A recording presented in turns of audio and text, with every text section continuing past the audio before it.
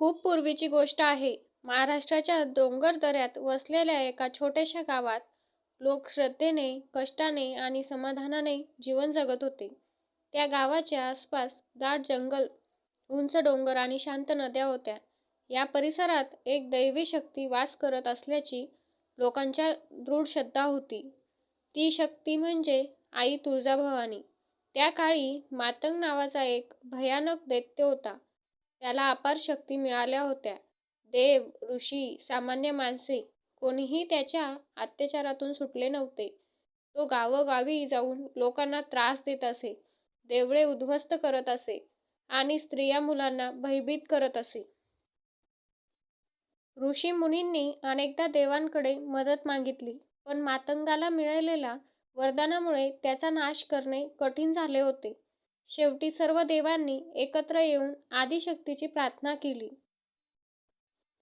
त्यावेळी आकाशात प्रचंड प्रकाश पसरला, वीज चमकली आणि डोंगर कापरा थरथरू लागले. त्या तेजातून एक दिव्य रूप प्रकट झाले. 4 हात, डोक्यावर मुकुट, हातात त्रिशूळ, तलवार, शंख आणि कमळ. ती म्हणजे आई तुळजाभवानी. आईने पृथ्वीवर अवतार घेऊन लोकांचे रक्षण करण्याचा संकल्प केला. आई तुळजाभवानीने मातंग दैत्याला युद्धासाठी आव्हान दिले. डोंगर रांगांमध्ये घनघोर युद्ध झाले. आकाश काळवंडले, नद्या उसळल्या, पृथ्वी हादरली. मातंगाने प्रचंड गर्जना केली, पण आईच्या तेजापुढे त्याची शक्ती क्षीण पडू लागली.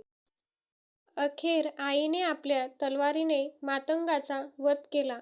दैत्याचा अंत होताच पृथ्वीवर पुन्हा शांती नांदू लागली. दैत्याचा नाश झाल्यावर गावकऱ्यांनी आईच्या चरणी मस्तक ठेवले. आई, तू आमचे रक्षण कर, आम्हाला सोडून जाऊ नकोस, असे साकडे घातले. आई तुळजाभवानी म्हणाली, जोपर्यंत माझे भक्त मला आठवत नाही तोपर्यंत मी याच डोंगरात वास करीन. त्याच ठिकाणी आईचे मंदिर उभारण्यात आले. हळूहळू एक सुंदर लोक परंपरा सुरू झाली. लोक म्हणू लागले, आई तुळजाभवानी ही माहेरवाशीण आहे. नवरात्रीच्या काळात ती आपल्या भक्तांच्या घरी येते. नवरात्रात गावात उत्सव होतो. दिवे लावले जातात, भजन कीर्तन होते. स्त्रिया देवीला ओवाळतात, नैवेद्य अर्पण करतात. लोक म्हणतात, आई आली की घरात सुख, समृद्धी आणि समाधान नांदते. एकदा एका गरीब शेतकऱ्यावर मोठं संकट आले. दुष्काळ पडला, पीक जळाले. तो निराश होऊन आईसमोर रडू लागला. आई, माझ्या मुलाचे पोट भरण्याची शक्ती दे, अशी प्रार्थना केली. त्या रात्री आई तुळजाभवानीने त्याच्या स्वप्नात आली.